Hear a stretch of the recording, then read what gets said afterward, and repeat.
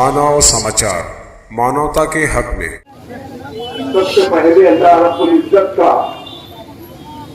शुक्रगुजार हूं कि जिसने आज मुझे आप लोगों के बीच में हाजिर हुआ। मैं शहर के उन तमाम लोगों का शुक्रगुजार हूं जिन्होंने मुझ गुनहगार के लिए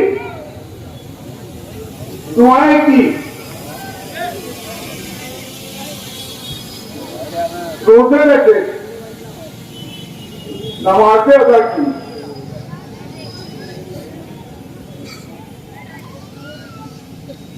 कई यतीम खानों से लोग मुझसे मिलने आए और उनसे मिलने का सिर्फ मकसद ये था, इजाजत तो थी, लेकिन जिस दिन से तुम्हारे ऊपर यह हादसा हुआ है, उस रोज से कभी एक टाइम कभी दो टाइम खाना आ रहा था। बकरीद के दिन कुछ बकरे बेच दिए गए। तो क्या ये आप लोगों की तरफ से था या किसी और की? मैंने तो कहा भाई मुझे नहीं मालूम, बस बोले हम पूछते थे तो सिर्फ ये बोला जाता था क्या ये मालिक भाई के नाम पे रख लो। ना नाम लिखाते थे ना कुछ करते थे। वैसे उन तमाम लोग जिन्होंने मेरे वास्ते ये अमल किया, मैं उनका बहुत बहुत शुक्रगुजार हूं।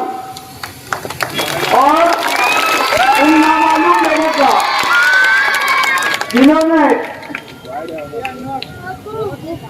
और उन लोगों का जो रात दिन मेरे लिए दुआएं किए, ये एहसान, ये दुआएं, ये दुआओं की बदौलत मैं आज आपके बीच में हूं। ये एहसान आपका मेरे ऊपर जिंदगी भर रहेगा। मेरे एक एक रुए पर आप लोगों का एहसान रहेगा।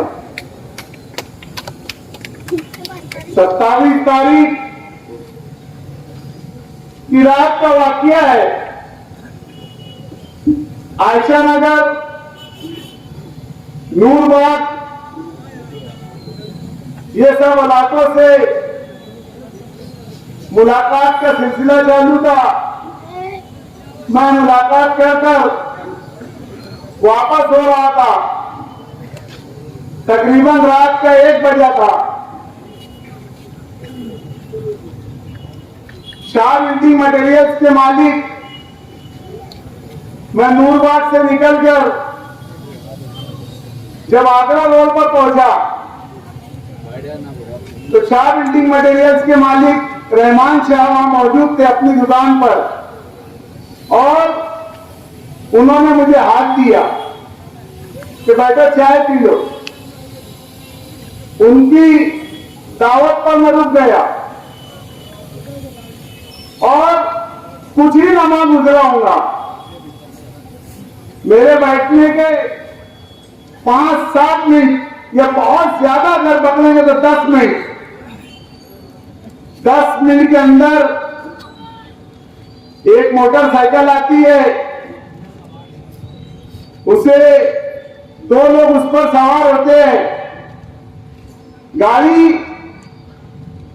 चालू थी, रुकी नहीं थी, और मैं समझता हूं कि बहुत ज्यादा 5 या 7 फीट का फासला होगा, और आते ही साथ उसने अंधाधुंध फायरिंग मेरे ऊपर करना शुरू कर दी। मेरे आसपास के लोग कुछ समझ पाते जब तक एक गोली, मैं खुद बिल्कुल जब तक समझ पाता कि ये माजरा क्या है, तो एक गोली मेरे सीने में लगती है। तब मुझे एहसास होता क्या गोली चल रही है। मैं उड़कर उसकी तरफ लपकने लगता तो एक गोली मेरे पांव में लग जाती है, तो पांव से होती हुई बस एकदम किडनी के करीब आकर रुकती है। पहले ही उसका मेरा फासला 5-7 फीट का था। मेरे गिरने के बाद मैं जमीन पर गिर गया और मेरे गिरने के बाद मैं उससे और ज्यादा करीब हो गया जो फायरिंग कर रहा था मेरे ऊपर। जब उसने उसकी नजर से नजर मेरी मिले, आंखों से आंखें मिले हुई थी, उसने जब एक गोली आखिरी मेरे सर के ऊपर डाला तो मुझे आज तक यकीन नहीं हो रहा। मैं रातों में सोचता हूं, हॉस्पिटल में तो सिर्फ सोच ही रहा था, यार अल्लाह ये हाथ मेरा कैसे उठा। आज तक मैं इस चीज को लेकर हैरान हूं कि ये हाथ मेरा ये ऐसे कैसे उठा। 2-2.5 फीट के फासले पर उसने जब आखिरी गोली मारी तो ये हाथ मेरा उठा और जो मेरे सर पर गोली लगने वाली थी वो मेरे हाथ से लगकर गुजर गई। वहां से मैं 2 व्हीलर के ऊपर द्वारका मणि हॉस्पिटल गया। मैंने वहां का जो मंजर देखा था कि 5-50 लोग इधर उधर, 10-20 का ग्रुप इधर, 10-20 का ग्रुप पेट्रोल पंप पर, 10-20 का ग्रुप ये होटल पर। इनका यह प्रोग्राम था कि इसको गोली मारेंगे, इसके साथ के जो लोग हैं वो भागेंगे तो बाकी लोग हम तलवारों से और बाकी हथियारों से इसके ऊपर हमला करेंगे। लेकिन जिसको बोलते ना अल्लाह रखे उसे कौन चके, ये मारने वाले से बचाने वाला बड़ा था।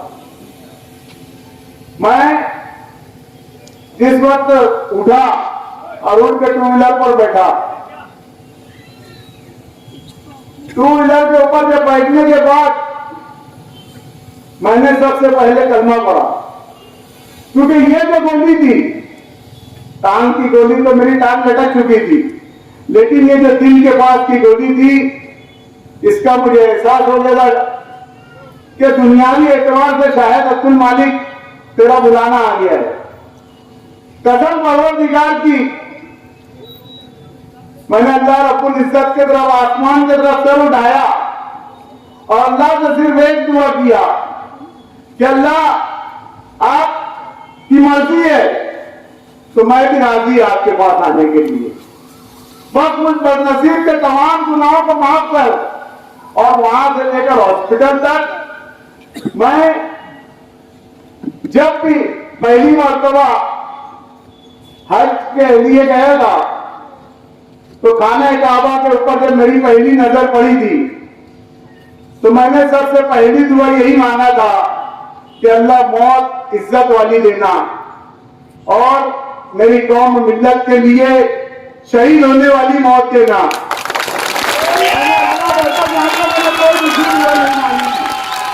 और ईमान पर खात्मा करना मेरे रब ने वो सुना। मैंने जो कलमात थे रास्ते में पढ़ता गया। मैं ये बता नहीं सकता कि यहां किसी को कोई ऐसा शख्स होगा तजुर्बेकार जिसको गोली लगी होगी, लेकिन उसका जो दर्द था, एक गरम सलाई होती है ना, दाल कर दी जाती है जिसे दाल, ऐसा लग रहा था किसी ने से दिल के पास घुसा दिया है। इतनी जलन और इतनी तकलीफ थी, लेकिन मैंने जैसे ही ये दुआ मांगी कि अल्लाह आप जिसमें राजी मैं उसमें राजी, यकीन मानो वो दर्द ऐसा हुआ जैसे कहां गया पता ही नहीं चला। और फिर मैंने देखा कि मेरे अपने लोग बड़े घबराए हुए हैं, टेंशन में है। मेरे बच्चे, मेरे भाई, मेरे भतीजे, मेरे भांजे, मेरे शहर के लोग। तो अल्लाह ने मुझे हिम्मत दी और मैंने उनसे ये कहा कि अल्लाह बहुत बड़ा है, आप फिक्र मत करो। ये सिर्फ उस वक्त ये हिम्मत देने का, इतनी तकलीफ में हिम्मत देने का मकसद सिर्फ यह था कि जो लोगों ने ये हरकत की है, कहीं मेरे शहर के नौजवान गुस्से में आकर कुछ गलत कदम न उठा ले। तो मैंने बजाय उनको ये जाहिर किया कि अल्हम्दुलिल्लाह मैं बहुत अच्छा हूं। वहां से मुझे सिटी स्कैन के लिए लेके गया, फिर अचानक क्या डिसीजन हुआ, फैसला हुआ, गोली मेरी कहां थी क्या थी वो तो मुझे नहीं बताया जा रहा था। नासिक लेके चले गए मुझे। नासिक के अंदर दूसरे दिन जब मेरा ऑपरेशन शुरू था, ऑपरेशन के बाद ऑपरेशन वगैरह कामयाब हो गया। अभी गोलियां निकली भी नहीं थी मेरे सीने से, मेरे जिस्म से गोलियां निकली भी नहीं थी। और शहर के एक जिम्मेदार ऑफिसर अनिकेत भारती साहब, उन्होंने पूरे केस को हल करके बता दिया आवाम के सामने कि केस क्या था। बैठे 2 आरोपी को पकड़े, जिसमें से एक बोगस आरोपी था और एक ओरिजिनल आरोपी था, और यही 2 आरोपी के ऊपर लाकर मामला खत्म कर दिया कि बस ये 2 आरोपी है, यही जमीन का कारोबार था, यही सब कुछ था। तो उस वक्त मेरे जहन में एक चीज आई कि जब एम्बुलेंस में मैं बैठा था तो अनिकेत भारती साहब मेरे पास आए, मुझसे मुसाफा किए और मुझे बोलने लगे कि हिम्मत रखो, कोई बात नहीं। लेकिन उनका ये बयान सुनकर अफसोस हुआ कि कातिल से मोहब्बत भी, मकतूल से हमदर्दी भी, कातिल से मोहब्बत भी और मकतूल से हमदर्दी भी। मोहब्बत का सजा किससे पाओगे? उनका ये रवैया मुझे पसंद नहीं आया। डिपार्टमेंट ने जो हरकत की, उनका ये पूरा प्लान था कि ये 2 लोगों के ऊपर केस खत्म किया जाए। बाद में हमारे एमएलए साहब मुफ्ती मोहम्मद इस्माइल साहब ने आवाज बुलंद की और पुलिस पे प्रेशर बना कि कार्रवाई सिर्फ सही सिमत होना चाहिए। हमारे लीडर असदुद्दीन अवैसी साहब और शहर के तमाम जिम्मेदारान, एजाज बेग साहब, यूसुफ इलियास साहब और तमाम शहर के बहुत सारे जिम्मेदारान ने जब ये चीज पुलिस के सामने रखी तो पुलिस की कार्रवाई सही सिमत आना शुरू हुई। मुफ्ती साहब ने ऐवान के अंदर आवाज उठाई, अच्छी बात है। मुफ्ती साहब आपका बहुत बहुत शुक्रगुजार हूं मैं भी कि आपने ऐवान में आवाज उठाई। लेकिन यह आवाज सिर्फ आपने इसलिए नहीं उठाना था कि ये गोली अब्दुल मालिक पे चली है। मुफ्ती साहब, मैं कोई तनकीद नहीं कर रहा हूं, आप मेरे एमएलए हो, मेरी पार्टी के एमएलए हो। सिर्फ इतना ही बोलना चाहूंगा कि साहब जो किया तुमने बहुत अच्छा किया, लेकिन अब मैं उम्मीद करता हूं कि शहर के किसी भी एक आम आदमी के ऊपर भी अगर कुछ जरा भी खराज आएंगी तो आप इसी तरीके से आवाज उठाएंगे।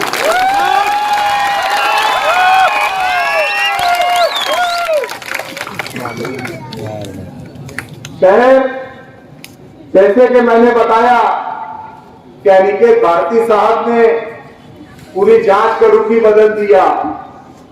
दरअसल ये कोई जमीन और जायदाद का झगड़ा नहीं था। ये झगड़ा जो सैलानी चौक के अंदर मैंने ये बात कही थी कि शहर के अंदर हिंदी का नशा बहुत ज्यादा हो रहा है, हमारी नस्लें तबाह हो रही है, हमारी नस्लों को तबाह किया जा रहा है प्री प्लानिंग के तहत। जिस तरीके से बॉम्बे में, मुंब्रा में, भिवंडी में अब ये बीमारी शहर के अंदर आई है, तो मैंने उस वक्त कहा था पुलिस ऑफिसर अफगान को कि आप लोग इस चीज पर ध्यान दें। आप लोग इस चीज पर ध्यान दे, वरना हम कार्रवाई करेंगे, हम आप लोगों के नाम की कंप्लेंट करेंगे। और मैंने दबे कुछ अल्फाज में या साफ साफ अल्फाज में कहा था कि एक सियासी घराना है जो ये नशे का धंधा शहर के अंदर बहुत बड़े पैमाने पर करवा रहा है और शहर को नशे का आदी बनवा रहा है। शहर के बच्चों को, नवी नस्लों को नशा करवाकर जुर्म करवा रहा है। तो ये बात कहीं ना कहीं उन हरामखोरों को जाकर लगी जो ये बात कहते हैं कि फला जगह नेपाल में क्या बोलते कसीनो बसीनो ये वो, इतना शरीफ बन रहा है जैसे अपनी काबा से आए हैं। जिनकी पैदाइश, जिनकी बुनियाद हराम थोड़ी से हुई है, वो ऐसी बात है। एसपी साहब के बयान से मैं उसी वक्त समझ गया कि बुजदिलों के अंदर हिम्मत इतनी कहां से आ गई। नहीं तो झगड़ा तो 1992-94 से चल रहा था ना। इनके अंदर, ये बुजदिलों के अंदर अब एक गोली अब्दुल मालिक को लगी, 40-40 पुलिस आसिफ शेख रशीद के घर पर बैठे। वाह, डॉक्टर खालिद ने हत्या घूम रहा, अब्दुल माजिद परेशान हाल घूम रहा, तुमको कोई फिक्र नहीं, मैं मरा पड़ा हूं, मुझे नासिक ले जाया जा रहा है। डॉक्टर खालिद ने बोला क्या कम से कम उसको बंदोबस्त दो, ये हमें बंदोबस्त नहीं दिए।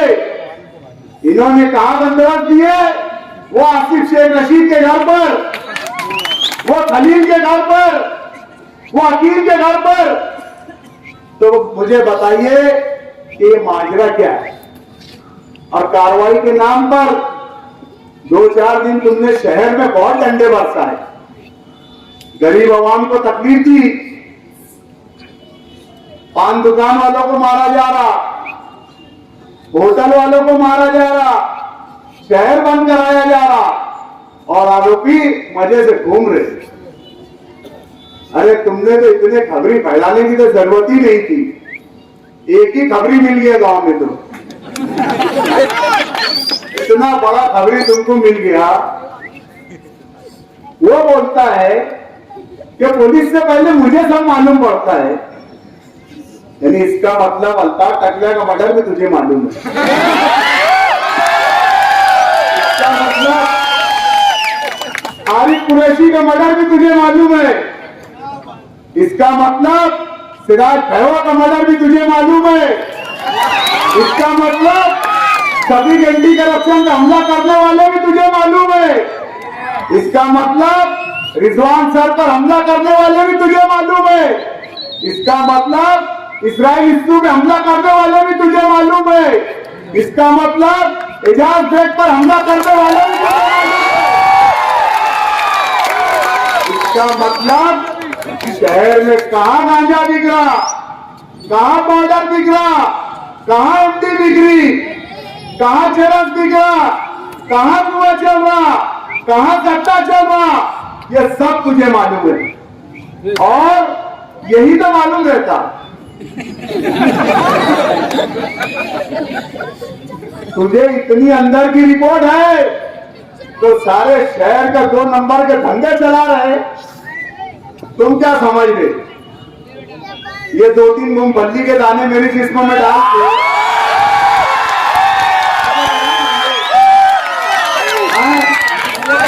मुझे डराएंगे? अबे यूनुस ईसा खानदान के अंदर जुल्म के खिलाफ और डर नाम की डिक्शनरी में चीज ही नहीं है। ये 2-4 मूंगफली के दाने, अबे हमारा ईमान है, अबे लिखी है मरेंगे, तेरे जैसे 20-20, 25-25 लेके नहीं घूमना। आज बोल रहा मैं, अभी सिर्फ पैर नहीं टिक रही, हिम्मत टिकेगी है। पैर नहीं टिके, कुछ दिन में वो भी टिकेंगे इंशाअल्लाह। ये मत समझना कि मैं डर के दबक के बैठ जाऊंगा। मेरे शहर को तुम नुकसान पहुंचाओगे, मेरी नस्लों को तुम नुकसान पहुंचाएंगे, मेरी कौम को तुम नुकसान पहुंचाओगे। याद रखना, अब्दुल मालिक को जो नई जिंदगी मिली है, आज इस स्टेज पे मेरे वालिद भी मौजूद है, आज स्टेज पे मेरे भाई भी मौजूद है, आज स्टेज पे मेरे बच्चे भी मौजूद है, आज स्टेज पे और इस समाज पे पूरे मेरे खानदान के लोग भी मौजूद है। मैं उनके सामने ये बात कर रहा हूं कि अब मुझे जो जिंदगी मिली है, ये अल्लाह ने मुझे जो नई जिंदगी दी है, ये आप लोगों की दुआओं की बदौलत है। और इंशाअल्लाह नज़ीम मैं आज से अब्दुल मालिक अपनी जिंदगी को मालेगांव शहर के लिए, मालेगांव शहर के लिए वापस आ जाऊंगा।